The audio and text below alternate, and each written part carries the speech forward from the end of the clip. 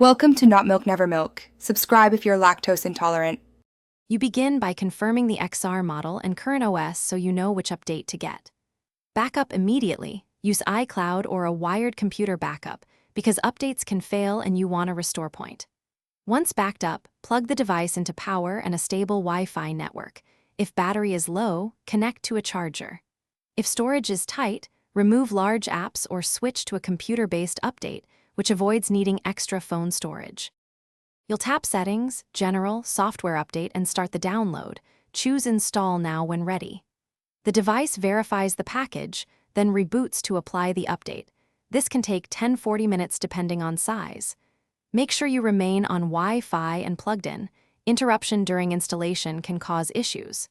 If you prefer a computer, connect with a cable and update through Finder or iTunes, which can be faster and safer when phone storage is limited or network reliability is poor. Once the XR finishes, follow on-screen prompts to sign back in and reauthorize services.